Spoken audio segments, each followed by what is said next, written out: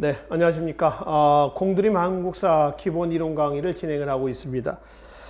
저희가 지난 시간에 고대 문화사에서 사상사까지 살펴봤습니다. 불교라든가 도교라든가 풍수지리 사상까지 살펴봤었죠. 이 시간에는 148쪽입니다. 이어서 고대 문화의 마지막 내용들을 좀 마무리를 좀 하도록 하겠습니다. 먼저 고대 문화사의 과학기술 부분에서 천문학부터 한번 봅시다. 천문학. 천문학은 삼국시대에서요, 고려 조선시대 때까지 다 갔습니다. 그러니까 연구하는 취지가 같다라고 하는 것이죠. 농업과 관련되어 있다. 두 번째는 통치 목적이다. 이 얘기죠. 농업과 관련이 되어 있다는 얘기는요, 비가 많이 오냐 안 오냐, 무슨 가뭄이 드냐 안 드냐, 이런 것들이죠. 그래서 내년에 그 날짜를 기록했다가 다음 해에 농사의 참고 자료로 쓰겠다. 그래서 전년에는 비가 왔으니 올해도 비가 올 것이다. 이런 것들이죠. 그래서 농업과 관련되어 있다라고 하는 걸 하나 하고요. 또 하나는 뭐냐면은 국왕의 권위를 하늘과 연결시키는 겁니다. 곧 왕은 하늘의 명을 따라서 명을 받아서 통치한다는 것이죠. 즉 통치 목적입니다. 그러니까 왕은 곧 누구라는 거예요? 하늘이다. 이런 의미가 되는 거죠. 그래서 천문학은 이런 목적하에서 연구가 됐었습니다. 삼국 또 고대국가 모두 합니다. 통일신라 발해의 천문학 연구 기록 자료들이 드문드문 나와 있죠. 고구려에서는 고분벽화에 보면은 천체도들이 많이 나옵니다. 하늘의 그 태양이라든가 또는 달이라든가 이런 것들이죠. 천체도가 많이 나와 있고 고분벽화에 북두칠성 이런 것도 나오지 않습니까? 백제에서는 천문 관측 관청이 있어요. 왼쪽에 보층에 보면은 일관부라고 그래서 요즘에 기상청 정도로 보시면 되겠습니다. 신라에서는 선덕요왕대 때에 만들어졌다라고 하는 현재 현존하고 있는 세계에서 가장 오래된 천문대입니다. 첨성대가 있죠. 우측에 첨성대의 실측 사진이 하나 있습니다. 참고해서 보시고요. 가장 오래된 천문대였다. 그리고 통신라 때 가면은 백제 일관부와 같은 누각전이라고 하는 천체 관측 관청이 있습니다. 누각전. 여기에서 각종 천체 관측을 담당했다는 기록이 삼국사기에 나와 있어요. 그래서 통일신라 때는 누각전. 여기 빠져있는 발해도 있었을 겁니다. 근데 확인할 수는 없습니다. 자료의 미비로 인해서요. 하여튼 고대과는 죄다 농업과 관련해서 또 통치 목적하에서 천문학 연구가 이루어졌다는 사실을 확인해 볼 수가 있습니다. 수학은 건축술과 밀접한 관련을 우선 가지고 있고요. 또 수학의 발달은 천문학과도 관련이 되어 있습니다. 또 수학의 발달은 역학은 달력입니다. 역학하고도 관련되어 있습니다. 그러니까 수학적인 부분은 각각 곳곳에 다 포함이 되어 있다라고 이제 보시면 되겠습니다. 우선 고구려, 백제, 신라, 통일신라의 그런 건축 또는 무덤 이런 형태에서 수학 발달의 동향을 확인해 볼 수가 있다는 것이죠. 자, 쭉 내려와세요. 목판인쇄술하고요. 그 다음에 제지수 있습니다. 목판인쇄술 그러면은 현재 세계에서 가장 오래된 목판인쇄본이 무구정광 대다란기경이 하나 있죠. 경주 불국사 석가탑에서 발견이 됐습니다. 두루마리 형태로 되어 있는데 이 종이가 닭종입니다. 닭나무종이죠. 닭종이는 지금도 고급 한지에 많이 이용이 되기도 합니다. 나무를 잘라서 껍질을 벗겨서요. 안에 있는 나무는 버리죠. 껍질을 삶아가지고 그거를 떠서 종이를 만드는 겁니다. 섬유질이죠. 질기고 희고 반질반질하고요. 또 잉크가 잘 묻어요. 그래서 잘 흡수를 한다는 겁니다. 그래서 보존력도 좋고요. 변질이 안 된다는 거죠. 이게 닭종입니다. 현재까지 닭종이는 이어져 오고 있습니다. 그래서 이제 현재 세계에서 가장 오래된 무구정광 대다란이경이라고 하는 목판인쇄본이 현재 있고요. 금속알짜본하고 이제 구분 좀 하셔야겠죠. 금속알짜본이라 한다면 고려 때 가면 나옵니다. 직지 또는 직지심경이라고도 얘기를 하죠. 구분을 좀 하시면 되겠습니다. 그 다음에 금속기술로 한번 봅시다. 이 금속기술에서는 삼국의 금속기술의 발달은요, 고분벽화라든가 또 여러 가지 유물들을 통해서 확인해 볼 수 있습니다. 고구려의 고분벽화에 보면 대장간 모습이 유독 많이 나옵니다. 지정학적으로 고구려에서는 철이 많이 생산됐습니다. 삼안의 변환과 같은 것도 마찬가지가 되겠죠. 그리고 이제 백제에서 보면 칠지도, 백제하고 일본하고의 관계를 알 수가 있다고 그랬죠. 백제 금동 대향로, 이건 백제 향로입니다. 향로. 부여 국립박물관에 보관이 되어 있고요. 이거는 불교 외에 도교, 대신 노장 사상도 같이 가미가 됐다라고 얘기하는 것이죠. 신라에서는 금관이 있습니다. 머리에 쓰는 그 금관을 지금 얘기를 하는데요. 이 금관은 살아있는 왕이 쓰는 건 아니고요. 데드 마스크입니다. 그러니까 죽은 사람의 그 얼굴을 가리는 걸로 이제 사용을 합니다. 얼굴을 가린다 해서 이게 이제 금관이다라고 한다면은 이렇게 돼 있죠. 이게 보통 머리에 이렇게 쓰는 게 아니고 살아있을 때는 이게 머리 쓰고 있지만 금관 자체는 살아있는 왕이 쓰는 거 아니라고요. 금관에 금관 이은 흔적이 있거든요. 그래서 이렇게 하면 이게 금관이란다면 이렇게 되는 거죠. 옆에서 보면 이렇게 해서 머리에 얼굴을 가리는 거죠. 그래서 시체를 뉘우는 겁니다. 그래서 이런 식으로 덮는 이런 형태가 되는 겁니다. 얼굴에 이렇게 쓰는 건 아니고요. 그래서 이게 이제 금관인데 주로 이제 고분에서 출토가 된다는 얘기죠. 무덤에서. 그러니까 죽은 사람 사자의 요즘 사람이 죽을 때 입관할 때 염을 하지 않습니까? 염을 할 때 얼굴을 가리거든요. 천으로 얼굴을 가립니다. 그런 정도로 금관을 이해하시면 된다는 겁니다. 아시겠죠? 그래서 이 금관이 순금으로 만든 것도 있고요. 도금한 것도 있습니다. 또 금관의 모형을 보면 말이죠. 아주 잘 꾸며놨죠. 여러 가지 것들을 조형물을 달아가지고 그래서 신라의 금속 기술 발달을 보여주는 자료로 이해를 하시면 되겠습니다. 자, 통일신라의 금속 기술에서는 현재 현존하고 있는 가장 커다란 종입니다. 에밀레종 또는 성덕대왕 신종. 그렇죠? 무게가 무려 18.9톤이라고 얘기를 했습니다. 18.9톤이니까 1톤이라고 한다면 1000kg입니다. 어마어마한 거죠. 그래서 최대의 종으로 알려져 있고요. 여기는 또 비천상의 세계대예요. 비천상. 비천상 이제 선녀가 구름을 타고 날아가는 이런 모습을 비천상이라고 합니다. 가장 오래된 종은 무슨 종일까요? 상원사종입니다. 최대의 종은 뭔가요? 성덕대왕 신종. 다른 말로 봉덕사종 또는 봉덕사종을 에밀레종라고도 이제 별칭으로 얘기를 합니다. 가장 오래된 종은 상원사종입니다. 그렇죠? 그 상원사종은 어디에 나와 있냐면은 먼저 한번 봅시다. 160쪽에 보시면은 중간에 범종해 가지고요. 최고 가장 오래된 종에서 상원사 동종이 있죠. 사진도 있습니다. 그리고 바로 방금 앞에서 봤었던 최대 종에서 뭐죠? 성덕대왕 신종이 있습니다. 그죠? 그 내용을 좀 이해를 하시면 되겠습니다. 최고와 최대를 구분을 좀 하시라는 겁니다. 다시 앞으로 넘어옵시다. 농업기술에서는 농기구들이 다양한 농기구들이 나옵니다. 삽도 나오고요, 낫도 나오고요, 쟁기도 나오고요, 이렇게 나오는 거죠. 이건 우리가 이미 청동기 철기 시대 때 살펴봤었습니다.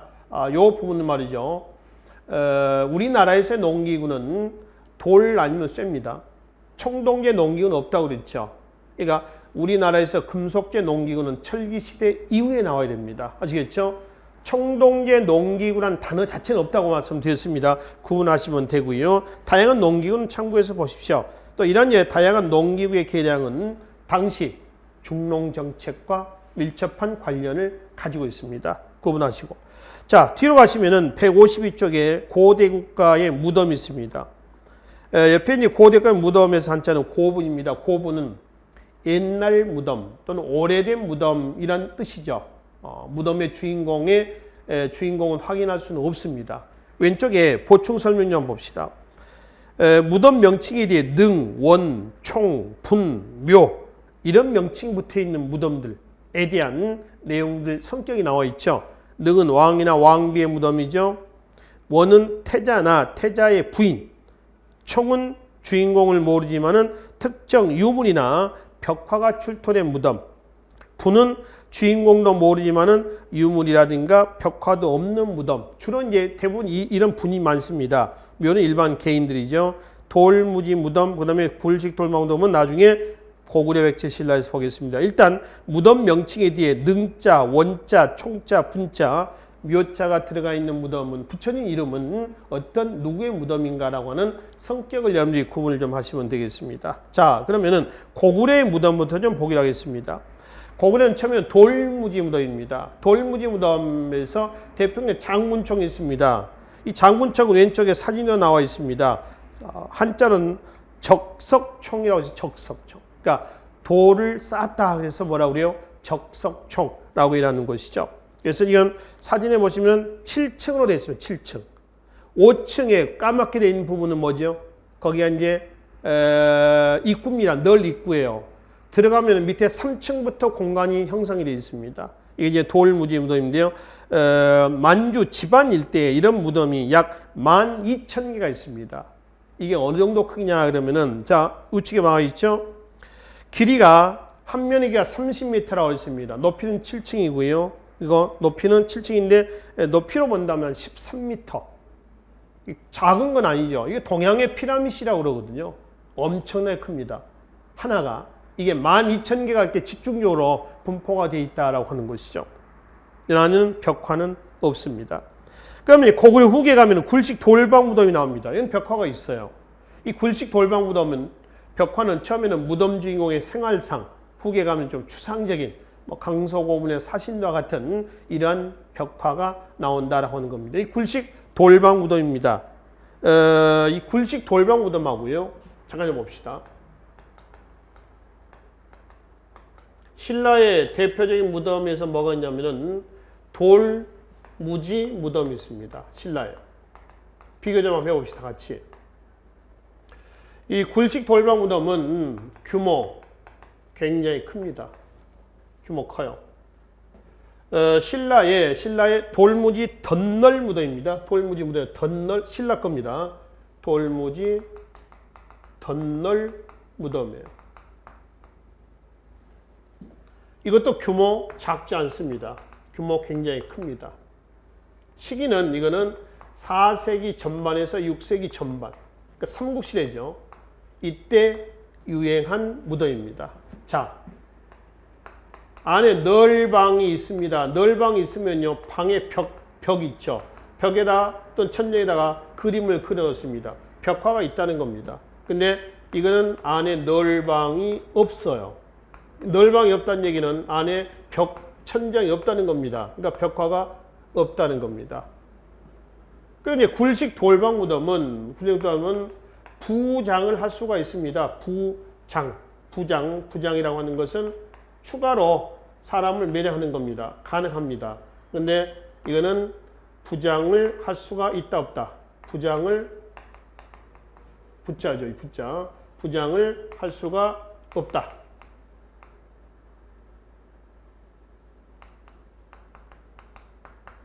할 수가 없습니다. 즉 부장을 할 수 없다는 얘기는 단장이라는 겁니다. 단장이라고 하는 건 뭐예요?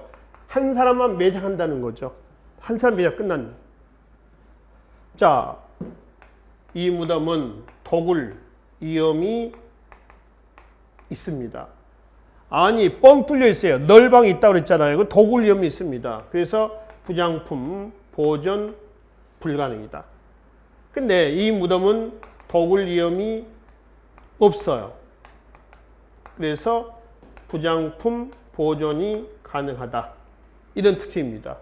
그래서 이 굴식 돌방 무덤이 이제 이렇게 되어 있어요. 겉으로 보면 이런 형태입니다.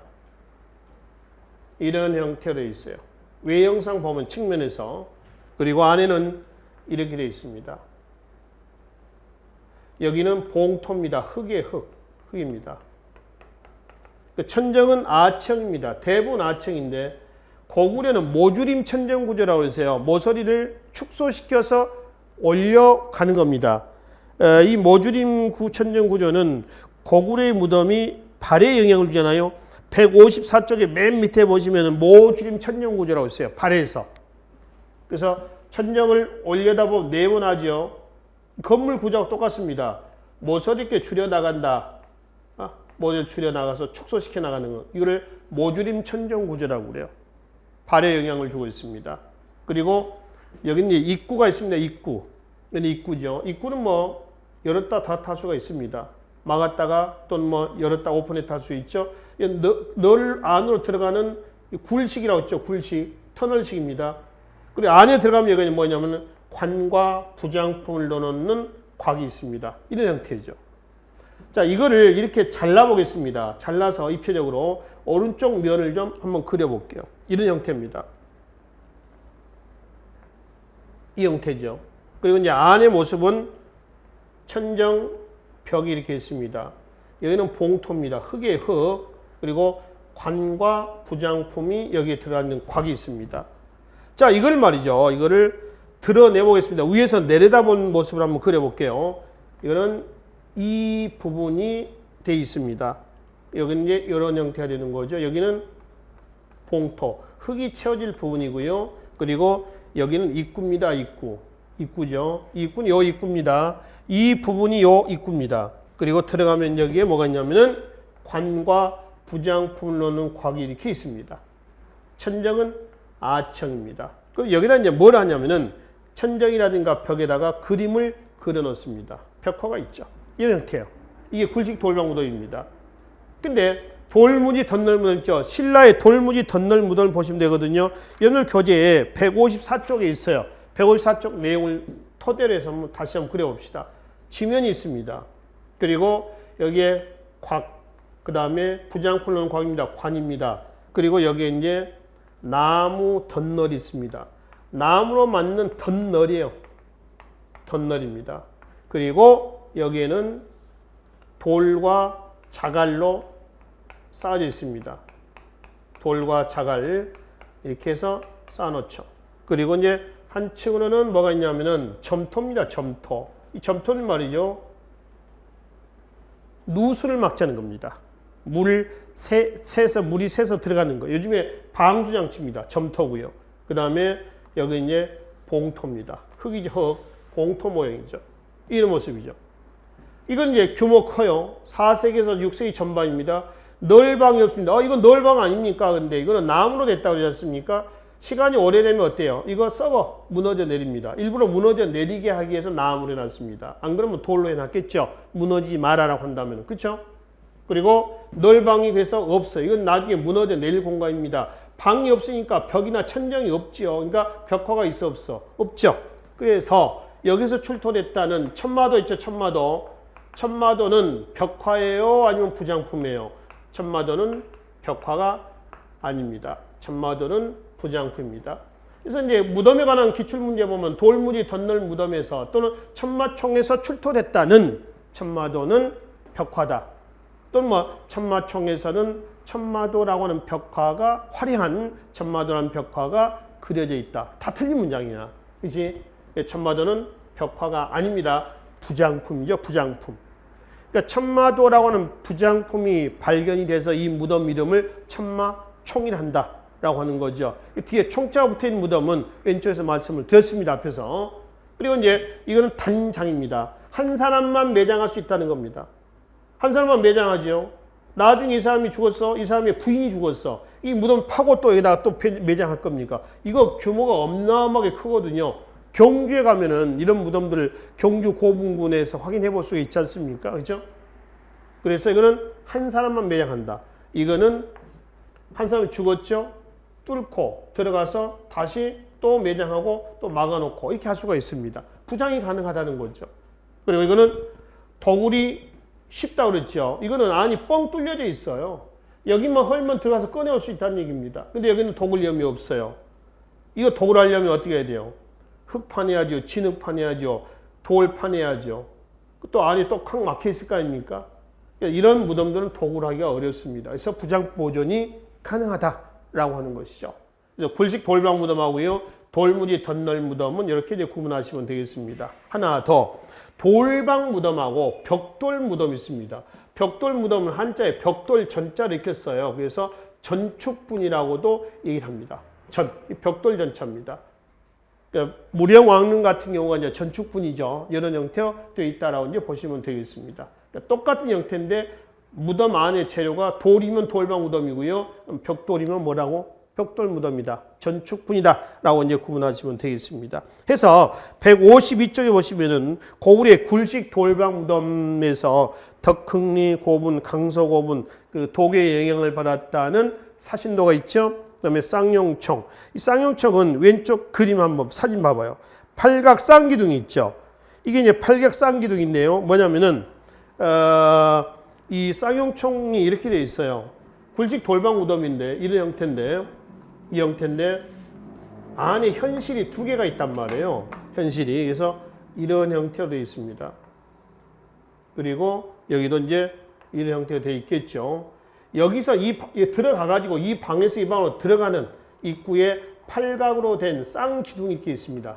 이 기둥. 이 기둥을 건너서 이 안으로 들어가는 겁니다. 그래서 사진에 보시면 팔각 쌍기둥에서 쌍기둥, 기둥이 두 개가 있는 그런 모습이란 얘기죠. 이거는 서역 계통의 영향을 받았고요. 천정 구조가 아까 모주림 천정 구조라고 해서 모서리를 줄여나가는 이러한 이제 천정 구조라고 보시면 되겠습니다.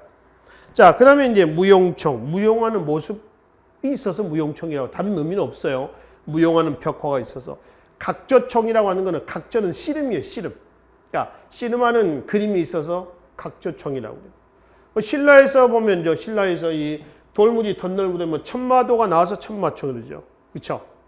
또는 뭐 그 어떤 방울 있죠. 어떤 귀걸이라든가 방울이 나와서 금방울에서 금령총, 금으로 만든 령, 방울, 딸랑딸랑한 방울 령이라고 합니다. 그래서 금령총 이렇게 한다는 거죠. 그러니까 그 무덤에서 출토된 유물 중에서 대표적인 유물의 이름을 지어가지고 이 명명을 하는 겁니다. 근데 일반적으로 이제 주인공을 확인해 볼 수 있는 무덤은 거의 없어요.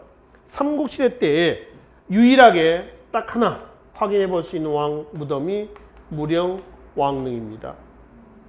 성왕의 아버지 아닙니까? 여기서 뭐가 발견돼서 확인하냐 하면 지석이죠, 지석. 지석은 묘지라고도 얘기를 합니다. 묘지라고 돼요. 무덤 주인공의 간단한 이력서입니다. 태어나서 죽을 때까지의 기록 내용들이죠. 이게 있어야지 나중에 무덤이 예를 들어서 뭐 없어지더라도 이게 하나 나오면 여기가 이 터가 그 누구의 무덤이다라고 하는 것을 확인해 볼 수가 있는 거거든요. 그래서 삼국시대 왕 중에서 유일하게 주인공을 확인해 볼 수 있는 왕은 백제 무령왕릉 이렇게 보시면 됩니다. 통일후에 나오죠, 이제. 자, 그럼 이제 백제로 가면은 백제는 수도가 바뀌면서 무덤 형태가 바뀌어요. 한성, 그 다음에 웅진으로 가죠. 장수왕의 남진정책 때 계로왕이 죽고 문주왕대 때 웅진으로 갑니다. 다시 6세기 성왕대 때 어디로 가죠? 사비로 갑니다. 그죠? 그래서 한성 시기, 웅진 시기, 사비 시기의 무덤 형태가 달라요. 한성 시기 때는 계단식 돌무지 무덤과 굴식 돌방 무덤인데 그중에 계단식 돌무지 무덤은 석천동 고분이에요. 얘는 고구려의 초기의 무덤, 즉 돌무지 무덤하고 비슷합니다.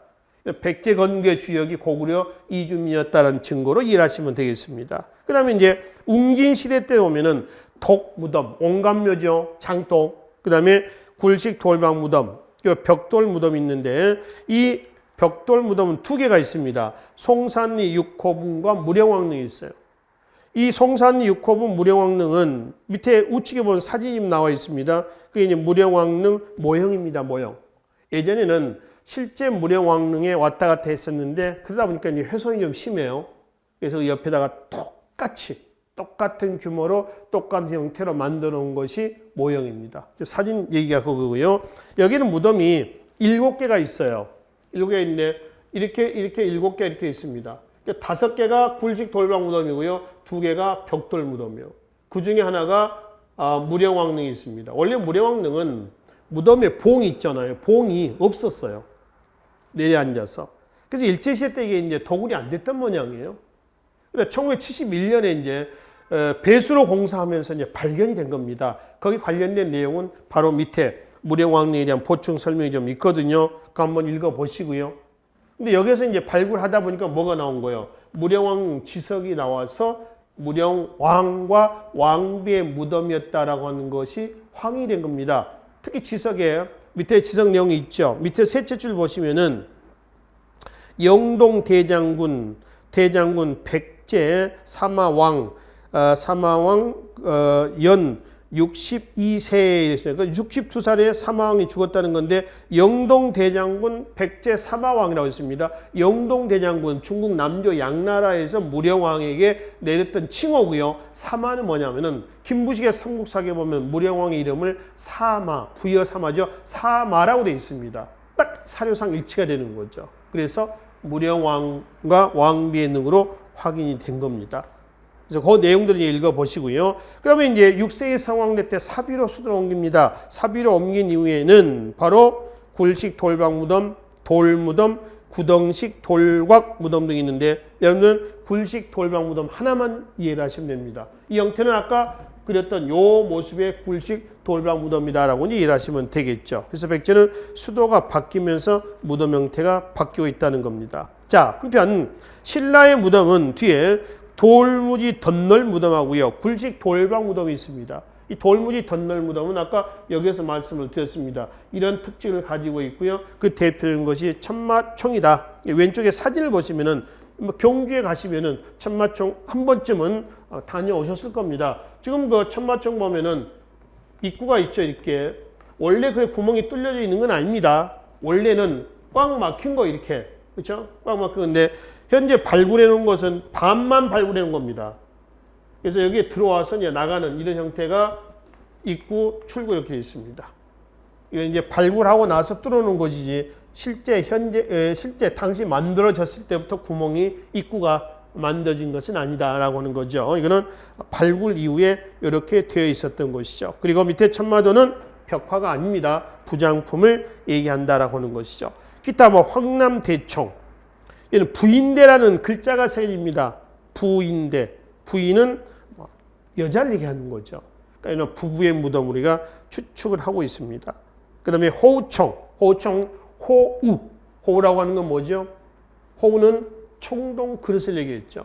이런 고구려하고 신라하고의 관계를 알 수 있는 유물이라고 말씀을 드렸습니다. 호우가 나왔다는 거죠. 서봉청할 때 서는 스웨덴 왕자를 데려다가 발굴합니다. 그래서 스웨덴 한자로 얘기하면 서전이라고 그래요. 그래서 서전의 서자와 봉은 뭐죠? 여기서 이제 금관이 나옵니다. 금관이 그래서 서봉총라고 얘기를 한다는 것이죠. 그렇죠? 금관에 봉황이 장식돼서 서봉총이라고 합니다. 금관이 나온 것이죠. 이것들이 전부 다 여기서 얘기하는 뭐죠? 돌무지 덧널 무덤이다라고 이제 보시면 되겠습니다. 그리고 이제 굴식 돌박 무덤으로서 이 경상북도 영풍군 순흥면 읍내리 고문이 있습니다. 영풍, 영주 쪽인데요. 영풍 쪽에 가면은 길을 가다 보면 길 바로 옆에 하나 있습니다. 근데 그거는 저도 처음에 갔을 때는 그게 진짜인 줄 알았는데 그거는 가짜고 모형이고요. 진짜는 그 안쪽에 있습니다. 그냥 뭐 밖에 이제 지나가면서 한번 보라라는 의미에서 가짜 무덤. 그러니까 지금 현재 무령왕릉 가짜 해놓은 것처럼 만드는 무덤이 하나 있기는 가보신 분은 아실 겁니다만은 이게 이제 읍내리 고분. 어숙묘라고 하는데 여기서 어숙이라고 하는 간지가 나옵니다. 어숙이라는 글자가 나옵니다. 그래서 어숙이라고 하는 사람의 무덤. 그래서 어숙묘라고 명명하죠. 근데 신라 무덤은 대체로 굴식 돌박 무덤보다는 돌무지 덧널 무덤 이렇게 기억을 하시면 되겠습니다. 자, 통일신라 때 하면 굴식 돌박 무덤 그냥 나오지만은 불교의 영향을 받은 뭐도 있어요. 화장법도 있습니다. 이 화장법에서 만들어진 문무왕릉 있죠. 뭐 대왕암 또 수중릉 또 호국능 이렇게 얘기를 합니다. 그래서 경상북도 경주시 거기가 몽돌이 많이 있는 그 몽돌 해수욕장인가 해수욕 이름이 그쪽에서 가까운 거기서 이제 육안으로 볼 수 있는 그러한 곳에 문무왕릉이 있습니다. 신문왕이 아버지 문무왕을 장사 지낸 곳이라고 그랬죠. 그 문무왕의 유언 내용이 나와 있습니다. 그래서 호국능으로 평가를 하고 있다라고 하는 것이죠. 그리고 굴식 돌박 무덤은 김유신묘라든가 성덕대왕릉이라든가 괴릉이 있는데 통일 이후에 굴식 돌박 무덤은 특징은 이렇습니다. 무덤 밑부분에 뭐를 두는 거죠? 둘레돌을 두는 겁니다. 이 둘레돌이라고 하죠. 그리고 여기다 이제 12간지 자축인묘 진사오미 신유술에서 12간지를 조각을 하게 됩니다. 이게 이제 통일신라 때 나와서 12간지를 조각한 겁니다. 고려, 조선의 왕릉에까지 그대로 계승이 되고 있다라고 하는 겁니다. 원성 왕릉을 괴릉이라고 하는 것은요, 무덤을 만들기 위해서 팠는데 그냥 물이 흘렀답니다. 물 고랑이 있었단 말이에요. 물 수로가 있었던 거죠. 우리 지하에 보면 물 수로가 있잖아요. 거기에 이제 무덤을 만들어 놔야 되는데, 써야 되는데, 물이 흐르니까 물 속에다가 첨벙 관을 넣을 수도 없잖아요. 그래서 거기다가 돌을 하나 얹어가지고 그 위에다가 관을 얹었다는 겁니다. 걸 괴자를 써서 괴릉이라고 얘기를 한답니다. 그래서 괴릉 그러면은 원상왕릉을 얘기한다라고 이제 보시면 되겠습니다. 자, 발해는 고구려의 영향을 받았던 굴식 돌방 무덤이 있고요. 이게 정해공주 무덤입니다. 천정구조가 모주림 천정구조고요. 그리고 당나라 영향을 받았었던 벽돌 무덤으로서 정해공주의 동생 8세기와 문왕의 넷째 딸 정효공주 무덤이 벽돌 무덤이에요. 여기 이제 벽화도 그려져 있습니다. 그래서 사진에 보면은 정효공주 묘에서 사방에 벽화가 그려져 있는 모습을 확인해 볼 수가 있습니다. 그래서 무덤은 고대 문화에서 가장 많은 문화의 소산이자 문화의 보물 창고다라고 우리가 무덤에 대한 내용에서 한번 특강에서 한번 다룬 적이 있었죠. 그 내용을 좀 참고하시면 되겠습니다. 자, 그리고 이제 고대 문화에서 155쪽에 건축을 가겠습니다. 이 건축은 일단 수학과 밀접한 관련을 가지고 있습니다. 수학의 발달은 건축의 발달과 관련이 있죠. 궁궐, 사원, 가옥, 성곽 등인데 물론 현재까지 흔적이 남아있는 것도 있습니다만은 거의 없습니다. 성곽 정도만 현재 남아있지 건 현재 남아있지는 않다. 통일신라 때 뭐 불국사라든가 석굴암 등이 있습니다. 이 불국사 같은 경우는요, 우리나라 사찰 건물의 기본 양식이 됩니다. 1금당 2탑식입니다. 우리나라 사찰 건축의 기본 양식이라고 보시면 됩니다. 뭐냐면은 사찰이 경내가 있으면요, 여기에 법당이 하나 있고요. 대웅전이라고 그러죠. 큰 대웅전, 큰 법당에서 대웅전이라고 그러잖아요. 근데 앞에 탑이 2개가 있는 형태입니다.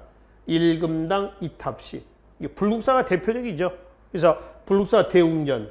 그럼 이제 전면에서 봤을 때 왼쪽이 석가탑, 오른쪽이 다보탑에서 2개의 탑이 전면에 배치가 되어 있습니다. 자, 뒤로 가시면은 안압지가 있습니다. 지금 이 안압지라는 얘기는 쓰지 않고 공식 이름은 동궁과 월지라고 하죠. 경제.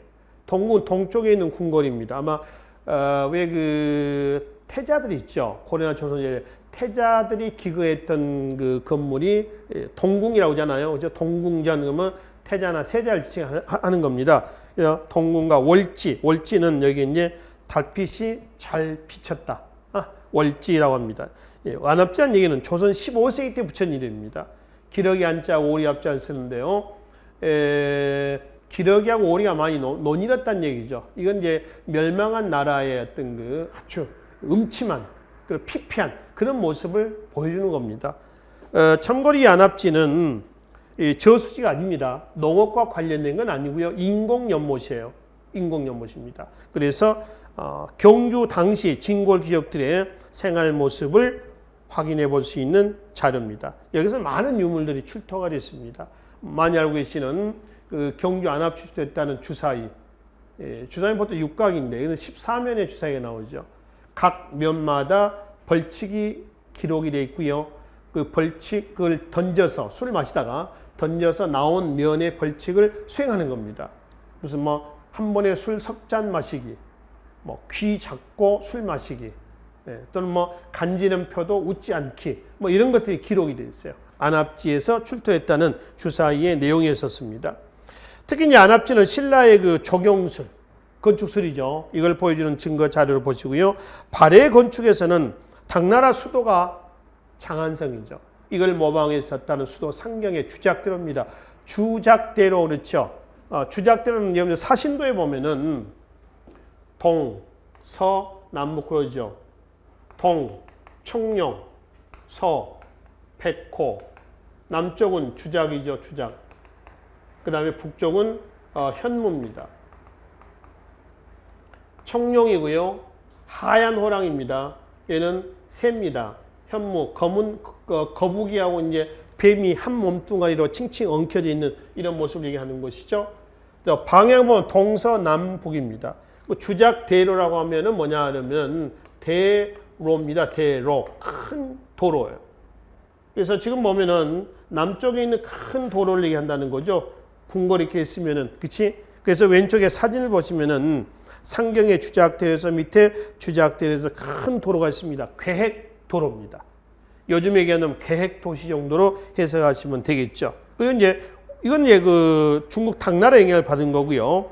온돌장치는 고구려의 영향입니다. 온돌은 중국 문화가 아니라 우리 문화예요. 중문화가 아닙니다. 온돌 장치. 또 사원 건축은 그 상경의 그 지도를 보시면은 그 절터가 굉장히 많이 나오죠. 이거는 불교 융성의 증거입니다. 발해불교는 고구려의 영향을 받았었던 귀족 불교다고 말씀을 드렸죠. 자, 그다음에 불교가 융성하면서 석탑뿐만 아니라 뒤에 나오는 불상도 많이 나올 겁니다. 자, 탑에서 말이죠. 석탑과 그다음에 승탑이 있습니다. 승탑은 한자는 부도라고 그래요. 석탑은 부처님의 사리탑입니다. 승탑은 승려의 사리탑입니다. 이거는 불교 선종의 유행과 밀접한 관련을 가지고 있습니다. 그러니까 선종이 유행했을 때 승탑이 많이 나옵니다. 우리나라 승탑의 기본 양식은 팔각 원당형입니다. 모형은 나중에 사진에서 봅시다. 그러면 이 석탑할 때 석돌은 무슨 돌이냐 그러면 가장 단단한 돌이 화강암입니다.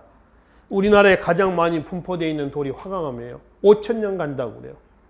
그래서 우리나라는 석탑의 나라다 라고 한다면 탑에서 중국이나 인도는 전탑입니다.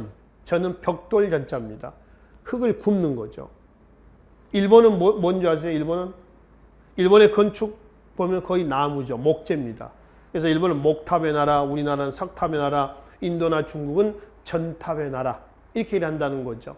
그리고 이제 가장 흔한 화강암이 많이 분포가 돼 있었기 때문에 이게 석탑의 재료로 이용을 하게 되는 겁니다. 자, 그러면 고구려 백제 신라 삼국시대 때의 석탑을 좀 먼저 보기로 하겠습니다.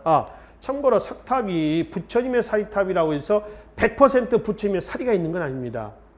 대신 부처님의 사리가 없는 석탑에는 부처님의 말씀을 기록해 놓은 불경이 있죠. 불경을 넣어놓긴 한다는 거죠. 그러니까 경주 불국사의 석가탑에서 출토했다는 세계에서 가장 오래된 목판 인쇄물 뭐라고 했어요? 무구정광 대다란이경도 바로 부처님의 말씀을 기록해 놓은 불경 아닙니까? 그게 석가탑에서 나왔다는 것은 석가탑에는 부처님의 진신사리가 없고 말씀을 기록해 놓은 불경이 있다라고 하는 것을 확인해 볼 수가 있는 거죠. 자, 고구려는 석탑터는 없고요. 막 불에 타가지고 남은 목탑터가 있었어요. 그러니까 고구려는 주로 석탑보다 목탑이 많이 면됐던 것 같고, 백제는 익산 미륵사의 석탑, 이는 최근 복원이 됐습니다. 그대로 이제 복원이 된 거고요. 부여의 정림사지 5층 석탑, 이 정림사지 5층 석탑은 원래 이제 정림사라고 하는 절이었는지는 몰랐습니다. 근데 이제 나중에 여기서 발굴하다 보니까 기와 파편에 정림사라고 하는 글자가 새겨져 있어서 정림사지라고 하는 이름이 붙여진 겁니다. 그래서 정림사지 5층 석탑 부여에 있습니다. 신라의 황룡사 9층 목탑은 이거는 신라의 호국불교의 상징물이라고 했죠. 신라 주변 9개 나라가 신라의 조공을 바쳐온다는 염원을 담고 있는 목탑이었습니다. 몽골 3차 침략 때 소실됐습니다. 그리고 분황사 모전탑. 자, 그 전은 뭐냐면은 벽돌 전자라고 그랬죠. 모는 모방한다라는 그런 의미거든요. 그러니까 벽돌을 모방한 탑이에요. 그러니까 우측에 사진에 언뜻 보면 이거를 돌을 자른 것처럼 보입니다. 근데 돌은 아니고요. 돌 아니고 뭐예요? 벽돌은 아니고요. 돌인데 돌을 벽돌처럼 깎은 거죠. 그래서 벽돌을 모방했다라고 하는 겁니다. 그러니까 석탑이에요, 말 그대로. 석탑인데 벽돌을 모방한 탑에서 모전탑라고 되어 있습니다. 이게 이제 신라에 현재 남아있는 석탑이 되겠습니다. 동신라 때 가면은 초창기에는 삼국시대 때 탑들을 막 짬뽕하는 형태가 나옵니다. 근데 8세기 이후에 가면은 신라의 전형적인 석탑이 나옵니다. 동신라의 석탑 그러면 이렇게 기억하시면 됩니다. 3층 사각탑. 3층 사각입니다. 탑에서 1층, 2층, 3층 하는 건 탑심만 가지고 얘기합니다. 탑심. 그러면 고려의 탑은 동신라의 석탑이 3층 사각탑이다라고 한다면 고려는 다층 다각탑이라고 그래요. 구분하시면 됩니다. 고려시대 통일신라와 고려의 석탑의 모양을 얘기한다라고 하는 겁니다. 자, 1층, 2층, 3층 하는 것은 옆에 통일신라의 대표적인 불국사 석가탑이 있죠. 석가탑의 이런 형태입니다. 좀 간단히 보시면요. 지면이거든요. 석가탑은 기단이 2층입니다. 이런 형태로 되어 있죠. 석탑에 대한 특강에서 제가 말씀을 드렸습니다만은, 자, 이런 모습이에요. 여기서 이제 명칭이 어떻게 되냐면은 맨 밑에 부분이 있죠. 이 부분이 기단입니다. 기단. 기단 받침이라는 뜻이에요. 받침. 그 다음에 이제 요 부분이 뭐냐면 상윤부. 좀 쉽게 말하면 탑 머리 부분, 탑 두부라고 탑 두부. 그 다음에 이 부분 있죠. 지붕에 한옥에서 보면 지붕처럼 되어 있는 부분이 있죠. 이걸 뭐냐면은 이거를 옥계석이라고 합니다. 옥계석. 옥계석이라고요. 옥계석 밑에 있는 이거 있죠. 사각으로 있죠. 이걸 뭐냐면 이거는 탑의 몸뚱아리입니다. 탑의 몸뚱아리. 이거를 탑신이라고 탑신. 그러니까 우리가 이제 1층, 2층, 3층 하는 건 뭘 가지고 하냐면은 탑신을 가지고 합니다. 그래서 여기가 1층, 2층, 3층 이렇게 한다는 거죠. 근데 사찰에 가면은 탑들을 많이 볼 수가 있거든요. 탑들 가서 세봐라 그러면은 1, 2, 3, 4, 5, 6, 7, 8, 9, 10, 11 이런 식으로 세는 사람도 있어요. 모르니까. 그치? 근데 혹 나중에 뭐 유적지라든가 사찰에 가서 탑이 보일 때 부분별로 이건 탑두부, 옥계석, 뭐 기단, 탑신 이렇게 설명을 한번 해 주세요. 같이 가시는 분들한테. 그러면 이런 데 가치가 엉쭉 뛸 겁니다. 이거 탑신을 가지고 이거는 3층이라 해서 1층, 2층, 3층이라고 한다. 이렇게 설명을 좀 하십니다. 문화재 큐레이터처럼 말이죠. 한번 얘기를 하시면 돼요.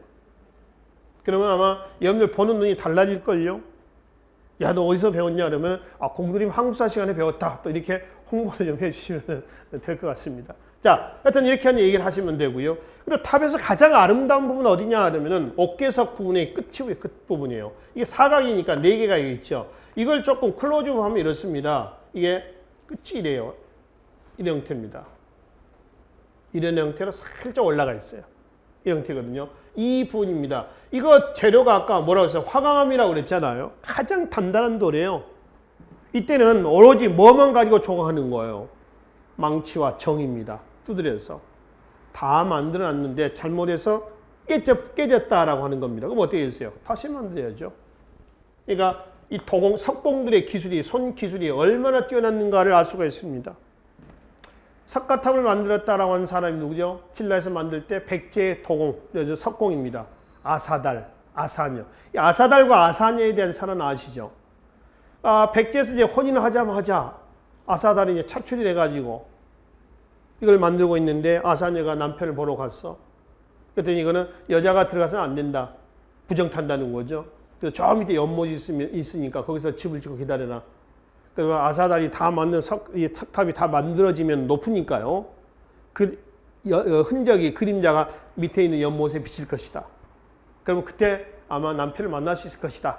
그래서 이제 아사녀가 밑에서 하루 지나고 이틀 지나고 몇 달이 지났는데 그림자가 안 나타난다는 거예요. 탑의 그림자가. 그래서 기다리다가 지쳐서 연못에 뛰어들어서 죽었다라고 하는 겁니다. 나중에 이제 아사달의 그 소리를 듣고 작업이 공사가 끝난 다음에 와서 보니까 죽었다는 얘기죠. 그래서 아사달도 연못에 뛰어들어서 죽었다라는 설화입니다.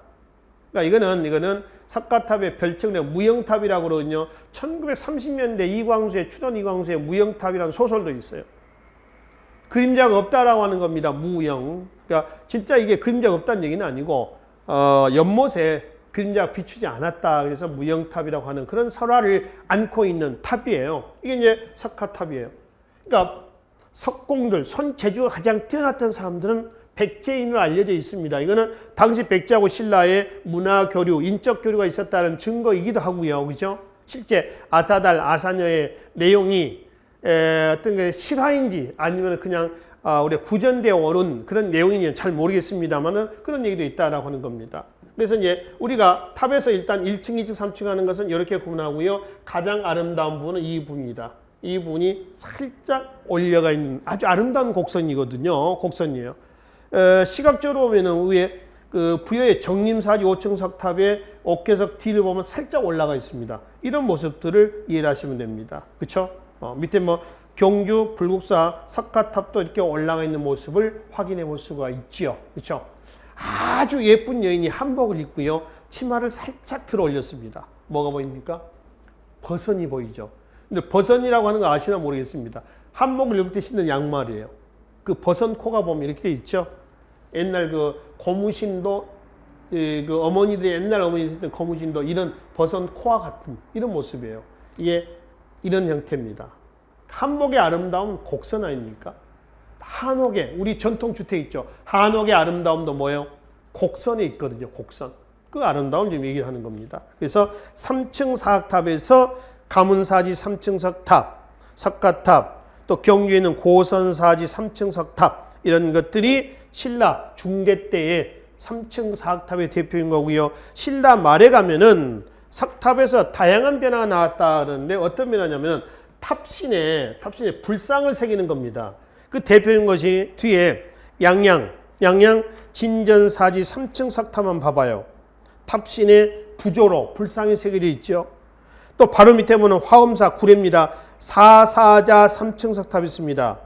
연기조사가 어머니를 위해서 만들었다는 거죠. 네 마리 사자가 받들고 있는 겁니다. 그죠? 석탑 있죠? 그 안에 있는 사람이 연기조사의 어머니고 이 사사자 3층 석탑 앞에는 연기조사가 이렇게 서 있는 모습도 있어요. 사진에 안 나와 있습니다만 그래서 신라 때 가면은 좀 착상이 기발하고 좀 독특한 이런 형태의 석탑도 나온다라고 하는 겁니다. 그리고 신라대 때 불교 선종이 유행을 하면서 나왔었던 뭐죠? 승탑, 한점 부도라고 있습니다. 팔각 원당형인데 대표인 것이 밑에 화순, 전라남도죠. 쌍봉사, 철감선사, 승탑이 있습니다.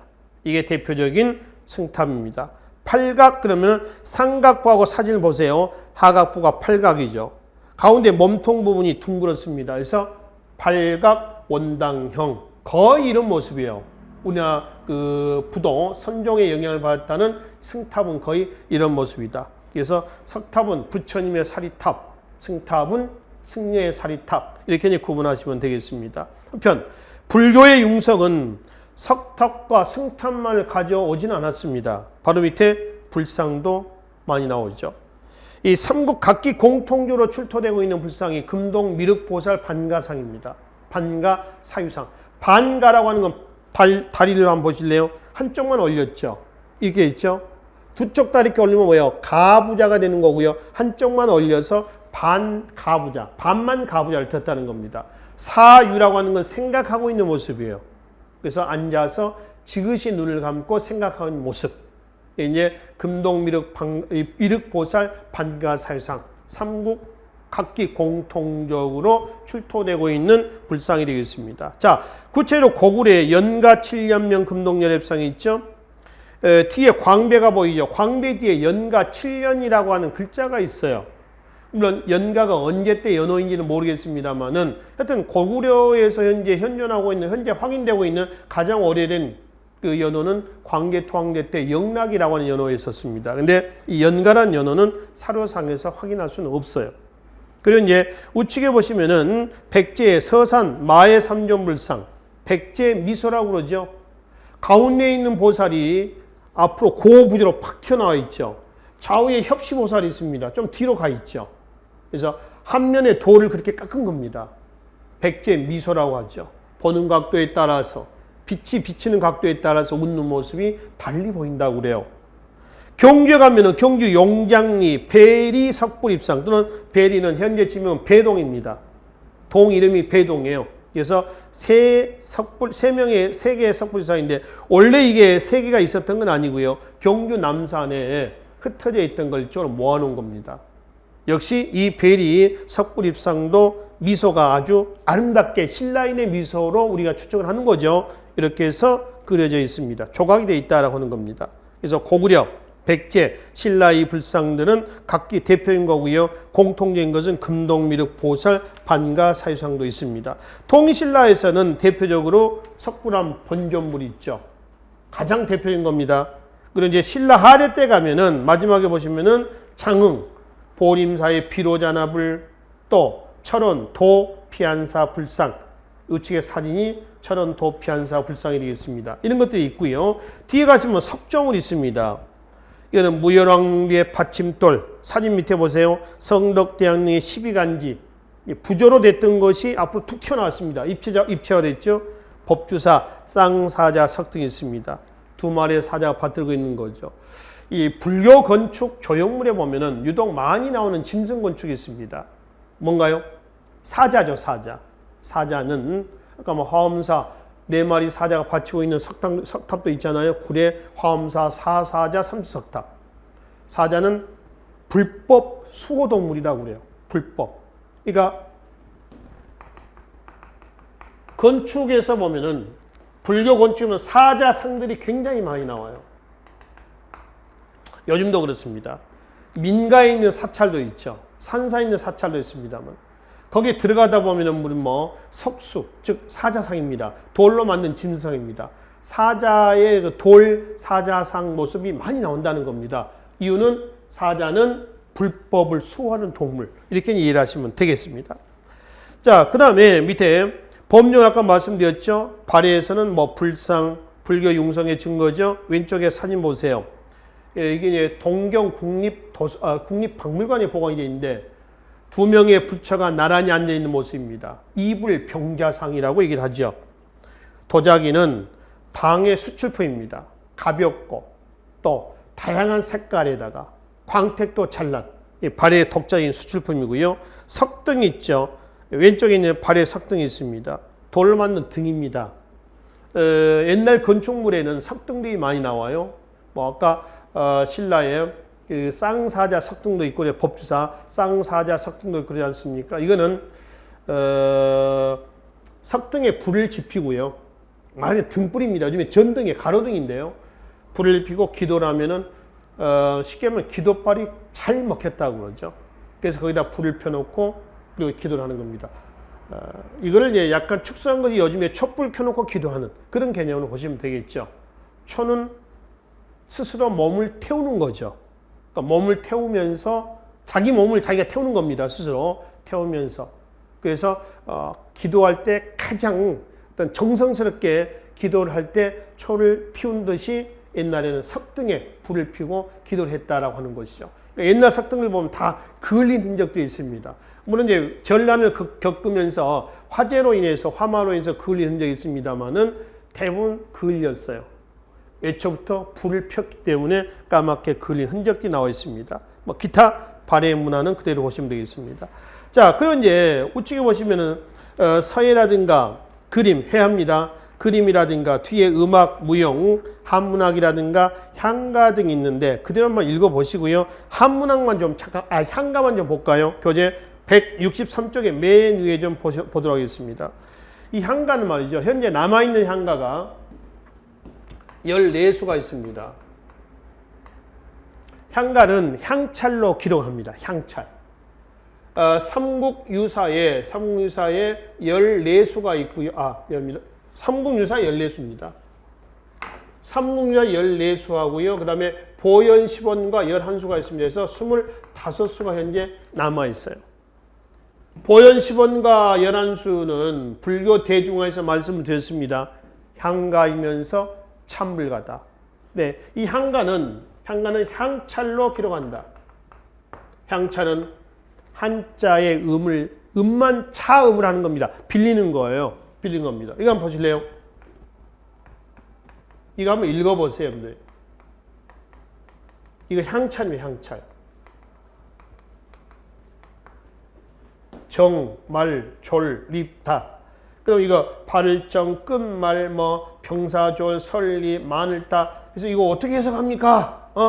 해석할 필요 없습니다. 말 그대로 그냥 음만 빌려놓은 거예요. 우리가 졸립다라고 하잖아요. 아, 졸려. 아, 정말 졸립네. 근데 정말 졸립다. 이렇게 된 거예요. 이렇게 써놓은 것을 우리 향찰이라고 그래요. 향가가 이렇게 있습니다. 향가가. 그러니까 일반 민중도 쉽게 접할 수가 있는 부분이죠. 그렇죠?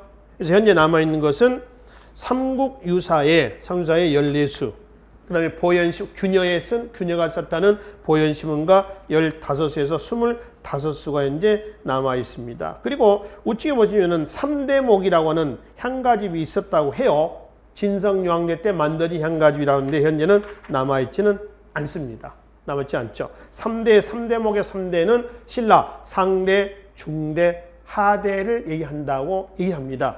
조선시대 때 와서 붙여진 이름이라고 그래요. 언제는 남아있지는 않습니다. 자, 마지막 뒤에 삼국, 그리고 이제 고대 문화의 일본 전파입니다. 문화의 동류라고 그러죠. 문화는 서쪽에서 동쪽으로 간다라고 하는 겁니다. 고구려, 백제, 신라 문화의 일본 전파 내용을 봐두시고요. 그 중에서 가장 많은 영향을 줬던 나라는 어디예요? 백제입니다. 일본의 야마토 정권 때 아스카 문화 성립에 영향을 줬다라고 일하죠. 자, 고구려의 그 중에 담징이라든가 다카마스 고분의 벽화는 고구려의 수산리 고분 벽화하고 비슷하죠. 왼쪽에 벽화가 있습니다. 이거는 칼라입니다. 원래는 교재가 이제 흑백이어서 그렇습니다만은 머리 헤어스타일 모습이라든가 위에 있는 저고리가 보통 지금 한복의 저고리는 가슴 정도까지 내려오죠. 근데 보시면 엉덩이 밑까지 내려갑니다. 또 치마를 보실래요? 주름 치마죠. 뭐 월남 치마라고 합니까? 어떤 주름이 가 있는. 또 총천연색이란 말이죠. 그래서 양국 간의 문화 교류의 증거로 보시면 되고요. 그 다음에 백제에서 밑에 보면 백제 가람이라고 하는 게 있습니다. 자, 가람이라고 하는 건 뭐냐면은 가람마의 준말입니다. 사찰 건축을 통틀어서 가람이라고 그래요. 가람마의 준말입니다. 그래서 백제 건축의 영향을 받은 것이고 일본에서 나타난 건축 양식을 얘기합니다. 백제의 영향을 그냥 그만큼 많이 받았다는 거죠. 그 다음에 신라에서는 조선술하고 배 만드는 거죠. 축제술이 있습니다. 제방 축제하는 거죠. 일본에서 나온 얘기입니다. 한인의 연목, 그러면 신라의 축제술의 영향을 많이 받았던 걸로 이해를 하시면 되겠습니다. 그래서 우측에 야마토 정권 때 아스카 문화 성립에 영향을 줬으며 통일신라 문화도 정치, 문화의 영향을 받아서 일본의 학푸호 문화, 일본의 헤이안 시대 때 학푸호 문화 성립에 영향을 주게 되는 것이죠. 우측에 165쪽에 고대 문화 일본 전파에서 조몬, 야요이, 아스카, 학호 문화는 다 일본 문화인데 우리나라 영향을 받은 겁니다. 특히 조몬 문화는 신석기 시대 때의 토기 문화의 영향을 받은 거고요.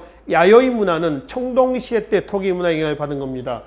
가야의 토기 문화의 영향을 받은 것이 일본에 뭐라고 했어요? 스에키 문화죠. 스에키 문화.